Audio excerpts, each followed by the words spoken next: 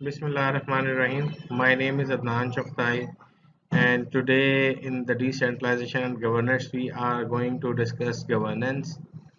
Governance जो है हमारे सब्जेक्ट का सेकंड पार्ट है. फर्स्ट पार्ट था डिसेंट्रलाइजेशन. हमने डिसेंट्रलाइजेशन पढ़ी, उसकी टाइप्स पढ़ी, फिजिकल डिसेंट्रलाइजेशन, एडमिनिस्ट्रेटिव डिसेंट्रलाइजेशन और बाकी चीज़ें पढ़ी. अब हमारा जो सेकंड फेज है उसके अंदर हम पढ़ेंगे गवर्नेंस को, फिर हम पढ़ेंगे डिसेंट्रलाइजेशन एंड गवर्नेंस, इनका मिक्स मैच कैसे. So start up with the governance.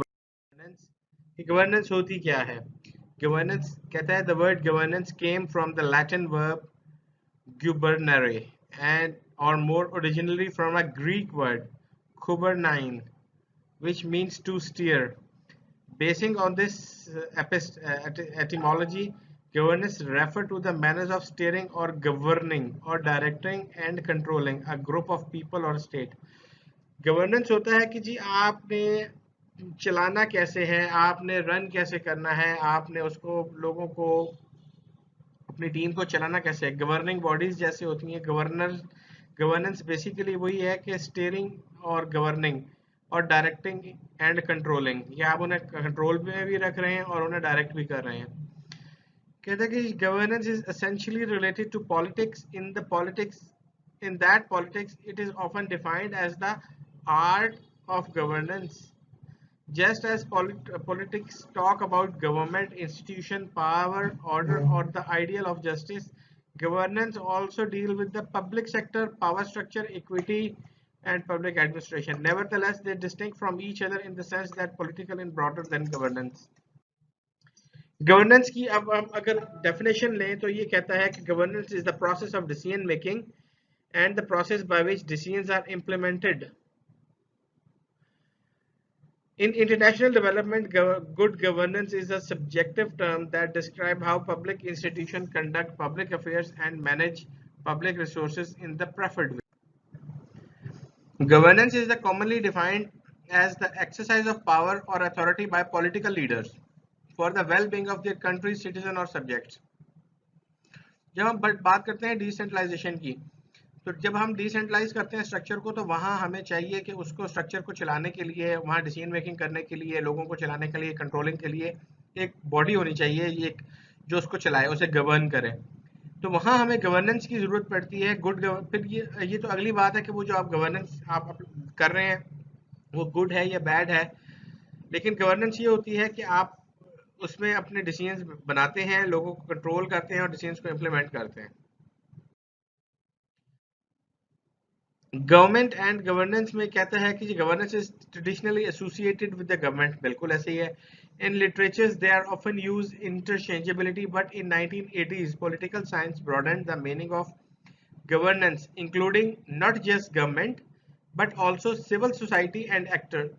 Civil society actor जो सिविल सोसाइटी में रोल प्ले कर रहे होते हैं, जो एक्टिव होते हैं. तो हम ये कह सकते हैं कि जी गवर्नेंस जो है ये सिर्फ गवर्नमेंट नहीं है. गवर्नेंस ये है कि आप सिविल सोसाइटी को भी उनको इन्वॉल्व करते हैं, उनको भी कंट्रोल करते हैं, अपनी डिसीजन मेकिंग उनके ऊपर भी इम्प्लीमेंट करते हैं और सारा सिस्टम को स्टेबलाइज करते हैं. इन द ब्रॉडर वे हम ये कहते हैं कि जी गवर्नेंस को हम 3 सेक्टर्स में डिवाइड कर सकते हैं. पहला सेक्टर हो गया जी पब्लिक सेक्टर, जिसके अंदर स्टेट एक्टर्स एंड इंस्टीट्यूशंस आते हैं, जिसमें आपके पॉलिटिकल लीडर्स आते हैं, आपके गवर्नमेंट ऑफिशियल्स आते हैं और स्टेट इंस्टीट्यूशंस आते हैं. सेकंड कहते हैं जी हम प्राइवेट सेक्टर. प्राइवेट सेक्टर में आपकी हाउस होल्ड कंपनीज आती हैं और प्राइवेट कंपनीज आती हैं. तीसरे में आती है जी सिविल सोसाइटी, जिसके अंदर हमारी नॉन गवर्नमेंटल ऑर्गेनाइजेशन, जिसे हम एनजीओज कहते हैं या सोशल वर्कर्स कहते हैं, वो आते हैं. तो ये 3 सेक्टर्स हैं जिसमें हम गवर्नेंस को डिवाइड कर सकते हैं: public sector, private sector, civil society sector. अब आप देखें जहां स्टेट एक्टर्स में आपके गवर्नमेंट के होंगे, वहां के उनके गवर्निंग स्ट्रक्चर्स जो हैं, एसओपीज जो हैं और बाकी चीजें हैं, वो सारी वहां होंगी, वही उनके गवर्नमेंटल इंस्टीट्यूशंस पे अप्लाई होंगी और वो सारे ही इंस्टीट्यूशंस के लिए एक सी होंगी. When it come to public private sector, चूंकि प्राइवेट सेक्टर है, डिफरेंट हाउस होल्ड कंपनीज हैं, डिफरेंट लोग हैं, उनका अपना इंडस्ट्री है, उनका अपना सेक्टर है, उनकी अपनी पॉलिसीज हैं, उनकी अपनी गवर्निंग पॉलिसीज हैं, उनकी अपनी डिसेंट्रलाइजेशन पॉलिसीज हैं, तो वो उसको उसके हिसाब से चलाएंगे. तीसरी सिविल सोसाइटी के अंदर आती है नॉन गवर्नमेंट ऑर्गेनाइजेशन, जो लोगों की फलाह बहबूद के लिए काम कर रही होती हैं, जो नॉन प्रॉफिट ऑर्गेनाइजेशंस होती हैं, जो आपकी क्या कहते हैं एज अ रिसोर्स बैंक काम कर रही होती हैं, आपके स्मूथ ऑपरेशंस को मेंटेन करने के लिए काम कर रही होती हैं, लोगों की वेल बीइंग के लिए काम कर रही होती हैं, ये वो होती हैं। Processes and actors in governance, governance के अंदर कौन कौन से लोग हैं जो की रोल प्ले। अब बात करते हैं कि जी जो मेन पर्सन होते हैं, जो एक्टर्स हैं गवर्नेंस के, वो क्या हैं। उसके अंदर सबसे पहले हम कहते हैं कि गवर्नेंस के अंदर इंपॉर्टेंट है डिसीजन मेकिंग एंड इम्प्लीमेंटेशन। अब डिसीजन मेकिंग एंड इम्प्लीमेंटेशन क्या है कि गवर्नेंस के अंदर दो मेजर पार्ट है। हम अगर गवर्नेंस को डिवाइड करें या गवर्नेंस का कोर आइडिया लें तो उसके अंदर दो चीजें हैं। एक है पहले decision making and number two is how to implement that decision making. In the broader term, decision making refers to the process by which person or group of person guided by socio-political structure arrive at the decision involving their individual and communal needs and wants. Decision making जो process है वो करता है लोगों पे या group of persons पे या कम्युनिटी पे, जहाँ पे पॉलिटिकल स्ट्रक्चर्स हों, जहाँ डिसीजन आ रहे हों, इन्वॉल्व कर रहे हों लोगों को उनकी नीड्स एंड वांट्स के हिसाब से। अब इसका सेकंड फेज आता है implementation process. Implementation is the process that logically follows the decision. जो इम्प्लीमेंटेशन होती है वो डिसीजंस की होती है जो हमने लिए गए होते हैं, उसको कैसे एग्जीक्यूट करना है, ये उसकी एक मतलब एग्जीक्यूशन है, इम्प्लीमेंटेशन है। It entails the actualisation and materialisation of the plan और डिसीजन, कि आपका जो प्लान और डिसीजन था उसकी एक्चुअली वो क्या था और उसको कैसे उन्होंने करना है और चलाना है। Governance is not just a decision making because decision without implementation is self defeating. Obviously कि देखिए गवर्नेंस में अगर हम खाली डिसीजन मेकिंग करेंगे उसको इम्प्लीमेंट नहीं करेंगे उसका कोई फायदा नहीं। आपका डिसीजन लिया हो आपने और उसको इम्प्लीमेंट ना करें तो उस डिसीजन का फायदा कोई नहीं, वो डिसीजन जाया हो जाता है। Same is the case with the governance के जी, अगर आप इन द गवर्नेंस आप जब डिसीजन मेकिंग करते हैं तो you have to implement that decision in the proper way. If you are not going to implement that decision in the proper way or you are deferring the decision which has been taken, that leads to nullifying of that decision. तो यहाँ पर यही वो कह रहा है कि governance is not just a decision making because decision without implementation is self defeating. Neither it is just implementation because there is nothing to implement without a decision or plan. ये दोनों एक दूसरे के लिए लाजिम और मलजूम है। अब हम बात करते हैं जो एक्टर्स, जो की प्लेयर्स होते हैं इस प्रोसेस के अंदर, वो क्या है जी। Understanding the two processes require the analysis of the actors involved and the structures which are established for making and implementing the decision. हमने एक डिसीजन लिया, उस डिसीजन को कौन इम्प्लीमेंट करेगा और कैसे करेगा, ये दो चीजें, कौन करेगा और कैसे करेगा। जो कौन करेगा दैट आर एक्टर्स, और वो डिसीजन कैसे इम्प्लीमेंट होगा ये उसका स्ट्रक्चर्स कहलाएंगे।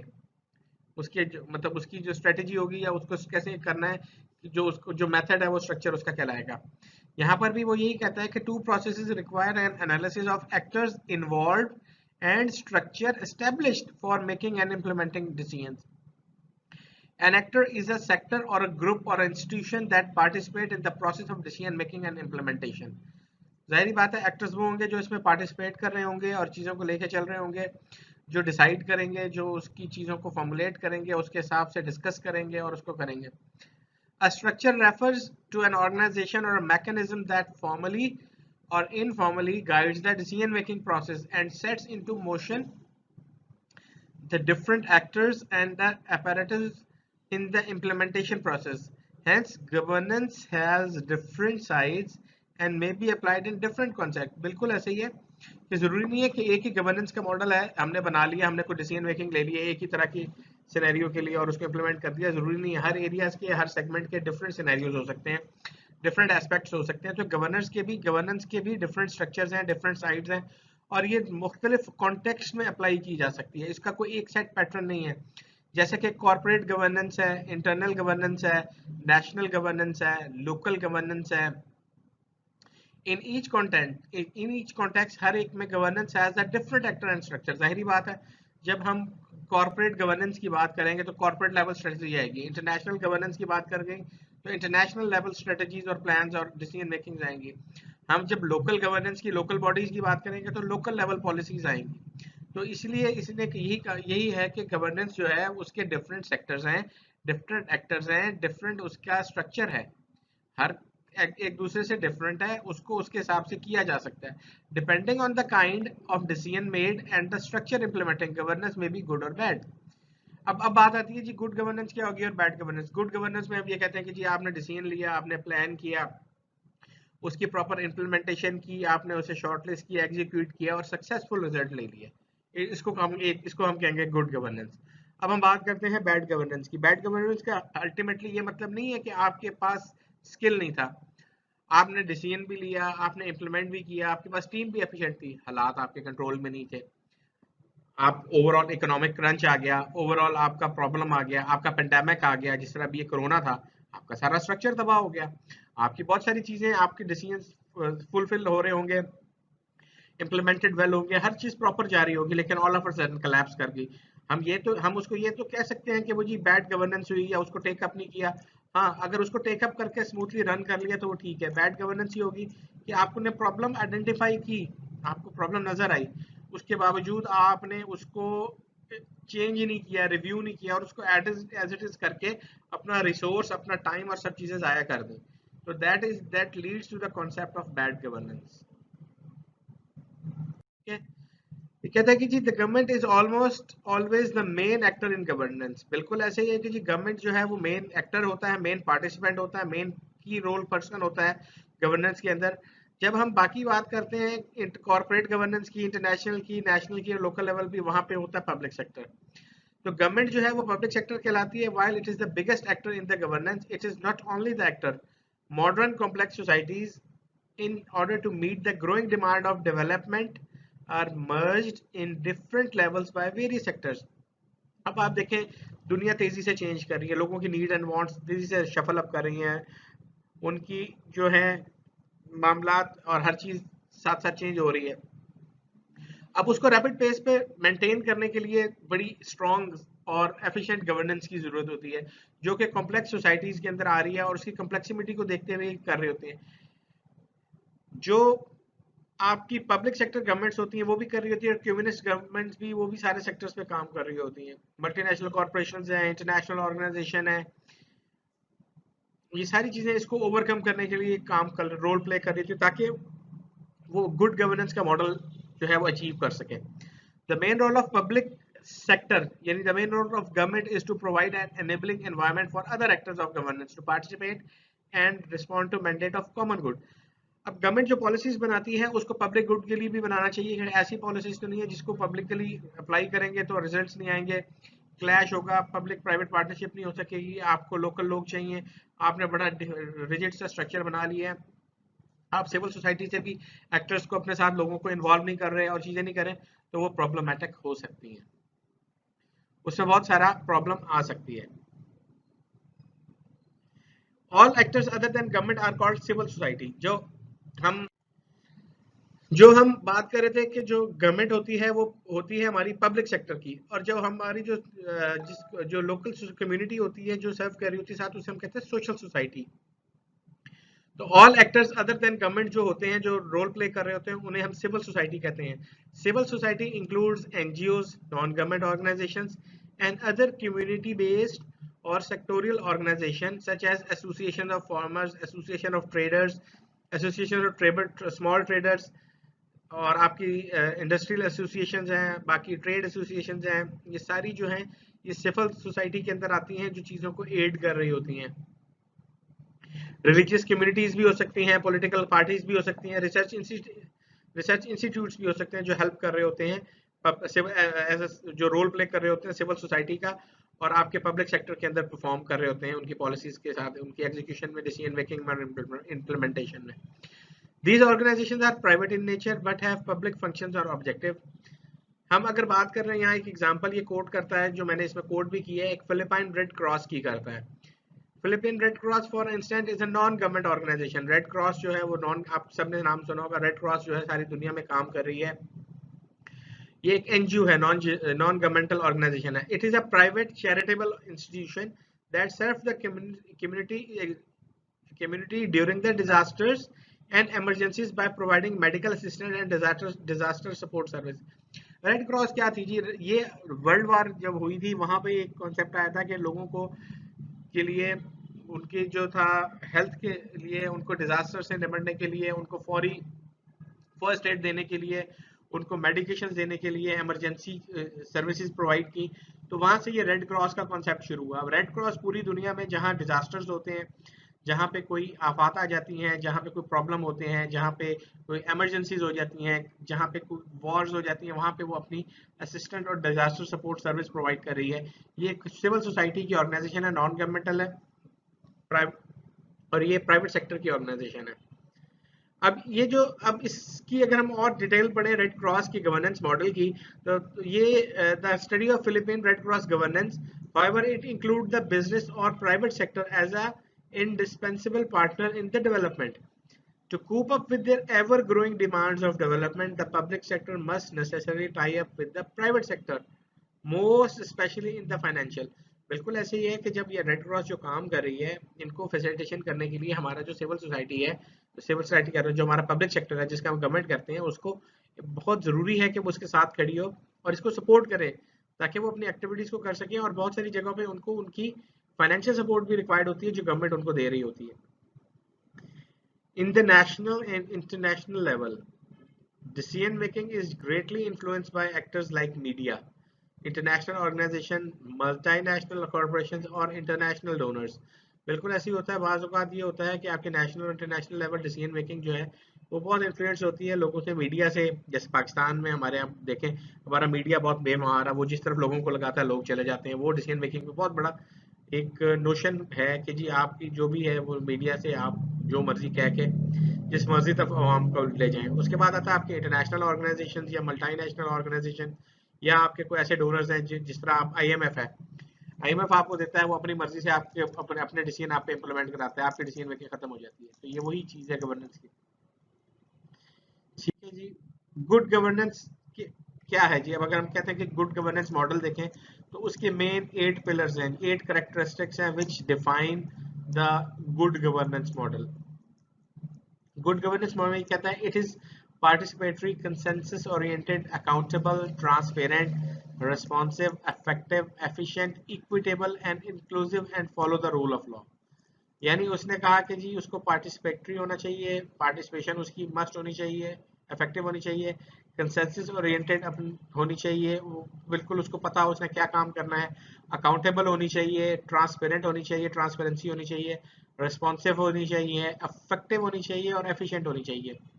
अब एफिशिएंट होना और इफेक्टिव होना ये दो डिफरेंट चीज़ है। इफेक्टिव होता है असरदार, और एफिशिएंट होता है आप उसको दूर कितना उसको लॉन्ग लास्ट कर सकते हैं अपना एफिशिएंसी को। इक्विटेबल होनी चाहिए और रूल ऑफ लॉ को फॉलो करती होनी चाहिए। इट एश्योर्स दैट करप्शन नहीं, it is minimised, the view of minorities are taken into account and the voices of the most vulnerable in the society are heard in the decision making. It is also responsive to the present and future needs of society. Good governance is ensuring respect of human rights and rule of law, strengthening the democracy, promoting transparency and capacity in the public administration। वही बात हुई। अब जिसका participatory role में क्या बात करते हैं, इसको हम अगर देखें गुड गवर्नेंस मॉडल के अंदर कि पार्टिसिपेटरी रोल की कितनी अफादियत है या कितनी एफिकेसी है। वो ये कहता है कि जी people should be able to voice their own opinions through legitimate immediate organisation और रिप्रेजेंटेटिव, कि लोगों को अपनी आवाज़ जो है, अपनी ओपिनियंस जो है वो बिल्कुल लीगल तरीके से बतानी चाहिए। जो उसके मीडिया है उसे यूज़ करना चाहिए, या उन्होंने जो अपने इलेक्टोरल्स, अपने रिप्रेजेंटेटिव इलेक्ट किए हुए उनके थ्रू अपनी वॉइस को पहुँचाना चाहिए। ठीक है ना। पार्टिसिपेटरी गुड गवर्नेंस मॉडल के अंदर ये है कि हर बंदे को इक्वल अपॉर्चुनिटी होनी चाहिए to give opinions through legitimate immediate organization or their electoral elected representatives। Second उसका जो है मेन फोकस था वो कंसेंसस ओरिएंटेड पे था कि mediates a different interest to meet the broad consensus on the best interest of a community. यानी जो भी है वो अपनी कम्युनिटी के मफाद के लिए काम करें और बिल्कुल उसके लिए बिला मतलब बेलॉस होकर काम करें। Accountability is also a major part or major pillar for the good governance model। ये कहता है कि ये governmental institutions, private sectors and civil society organisation should held accountable to public and institutional stakeholders, कि जो भी आपके सिविल सोसाइटी में काम कर रही हैं, प्राइवेट ऑर्गेनाइजेशन है, civil society organisation, government organisation है या आपकी नॉन गवर्नमेंट ऑर्गेनाइजेशन है, वो सारी जो है शुड बी हेल्ड अकाउंटेबल, उनको बिल्कुल अकाउंटेबल होना चाहिए, उनको अपनी सब चीज पब्लिक गवर्नमेंट के सामने और पब्लिक के स्टेक होल्डर या इंस्टीट्यूशनल स्टेक होल्डर जिसके तहत वो रजिस्टर्ड है उनके सामने उनको अकाउंटेबल होना चाहिए और उनके हर एक्ट और हर चीज को ट्रांसपेरेंट होना चाहिए। अब अब हम बात करते हैं ट्रांसपेरेंसी की। Information should be accessible to public and should be understandable and monitored, यानी कि जो भी डिसीजन लिया जा रहा है, बताया जा रहा है, वो बिल्कुल जो है वो खुला खुला लिखा हो, लोगों के सामने हो, लोगों से छुपाया ना जाए, ट्रांसपेरेंट हो, जो भी इंफॉर्मेशन प्रोवाइड की जा रही है, जो भी उसमें काम हो रहा है वो होना, अकाउंटेबिलिटी होना कि आप बाउंड हैं उसको सही करने पे और सही साबित करने पे। ट्रांसपेरेंट होता है कि आपने उसे खोल के सामने रख दिया कि जी ये चीज है, ये इंफॉर्मेशन है, ये सबके लिए है, ये आपके लिए भी है, मेरे लिए भी है, सबके लिए। ऐसा नहीं है कि जो मेरे लिए और इन्फॉर्मेशन है ये आपके लिए और इन्फॉर्मेशन है। फिफ्थ जो उसका मेन कैरेक्टरिस्टिक है गुड गवर्नेंस मॉडल का वो है रेस्पॉन्सिवनेस। ये कहता है कि institutions and processes should serve to all stakeholder, यानी आपके पास कोई भी क्वेरी है कहीं से भी है, आपके इंटरनल स्टेक होल्डर से, एक्सटर्नल स्टेक होल्डर से, इंस्टीट्यूशनल स्टेक होल्डर से, आप उसको सर्व करें प्रॉपरली। ठीक है, उसके बाद वो कहता है एफिशिएंसी एंड इफेक्टिवनेस, कि processes and institutions should be able to produce results to meet the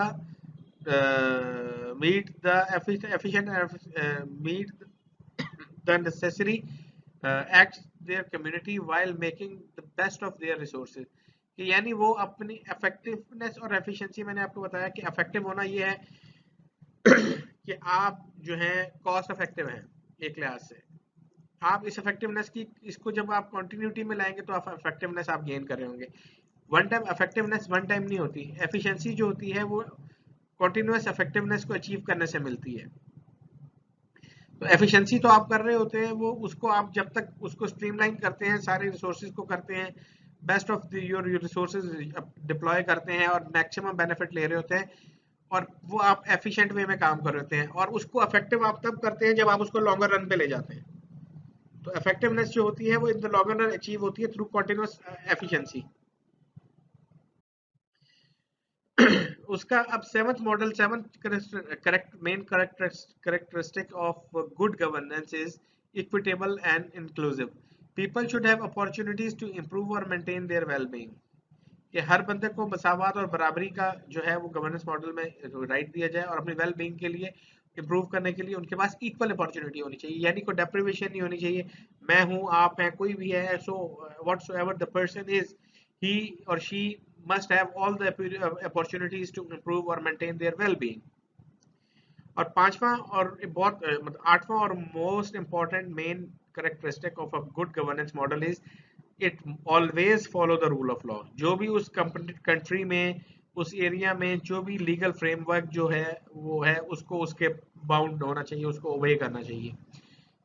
ये कहता है कि जो legal framework should be enforced impartially and especially on human right laws, कि आपके पास जो लीगल फ्रेमवर्क है उसको बिल्कुल एनफोर्स होना चाहिए सबके ऊपर, स्पेशली जो ह्यूमन राइट्स लॉ है उसको भी जो है वो बहुत ज्यादा फोकस होना चाहिए। तो this was the all overview of simple overview about the what is governance and governance model. Governance के अंदर दो चीजें उसने बताई, डिसीजन मेकिंग और इम्प्लीमेंटेशन ऑफ डिसीजन मेकिंग। ये बहुत इंपॉर्टेंट है गवर्नेंस के लिए कि आप अगर आप डिसीजन ले रहे हैं तो आप प्रॉपरली इंप्लीमेंट नहीं कर रहे हैं तो आपकी गवर्नेंस मॉडल कोलैप्स करता है। आपके पास करने को कुछ नहीं है तो आप इंप्लीमेंट क्या करेंगे, तो भी गवर्नेंस मॉडल कोलैप्स करता है। तो ये गवर्नेंस के बारे में थोड़ा सा उसने ब्रीफ किया, फिर उसने रेड क्रॉस की हमें एग्जांपल दी कि उन्होंने अपना गवर्नेंस मॉडल को कैसे रखा हुआ है, कैसे एफिशिएंटली चला रहे हैं। फिर उसने हमें बताया कि जी गवर्नेंस को कैसे अचीव किया जाए, गुड गवर्नेंस क्या होती है या बैड गवर्नेंस। बैड गवर्नेंस में यह है कि आपने उसको चीज़ों को टेक अप नहीं किया, फोर्स ही किया, आप लीनियट हो गए या आप इनएफिशिएंट थे तो आपका गवर्नेंस मॉडल कोलैप्स कर गया। गुड गवर्नेंस के अंदर उसने हमें 8 चीज़ें बताई और उसको हमने जब डिस्कस किया तो उससे हमें वाकई अंदाजा हुआ कि गुड गवर्नेंस मॉडल के लिए ये सारे पिलर्स बहुत इंपॉर्टेंट है और बहुत उसकी मतलब एफिशिएंट है। तो ये जब हम इस मॉडल को अप्लाई करते हैं तो ये अगर हम डिसेंट्रलाइजेशन की बात करें तो हम अपनी जब अथॉरिटीज को डिसेंट्रलाइज कर रहे हैं तो वहां पे उसकी एफिशिएंट एग्जीक्यूशन के लिए जरूरी है कि हमारे पास गुड गवर्नेंस मॉडल होना चाहिए। अगर हमारे पास गवर्नेंस मॉडल प्रॉपर नहीं है, इम्प्रॉपर है, इनसफिशिएंट है, और बाद में जब हम उसको देखते हैं कि हमारा मॉडल जो है वो बैड गवर्नेंस में जा रहा है, तो वो कोलैप्स कर जाएगा सिस्टम। और अगर वो गुड गवर्नेंस में जा रहा है तो ऑफिशिएंटली वो पॉजिटिव रिजल्ट्स देगा और पॉजिटिविटी की तरफ आएगा और चीज़ों को लेके चलेगा, इनकरेज करेगा, लोग भी इनकरेज होंगे, काम भी करेंगे, आपकी सिविल सोसाइटी भी काम कर रही होगी, आपकी पब्लिक सेक्टर ऑर्गेनाइजेशन भी काम कर रही होगी, आपकी गवर्नमेंट भी असिस्ट कर रही होगी। तो वो प्रॉपर एक कम्युनिकेशन सिस्टम डेवलप हो जाएगा और वो चल रहा होगा। तो इंशाल्लाह नेक्स्ट लेक्चर में हम इसकी टाइप्स और बाकी चीज़ों को डिस्कस करेंगे, गवर्नेंस के अंदर क्या आता है, और फिर हम इसका रिलेशनशिप अकॉर्डिंग टू डिसेंट्रलाइजेशन है वो क्या है, उसको भी हम स्टडी करेंगे। Thank you very much.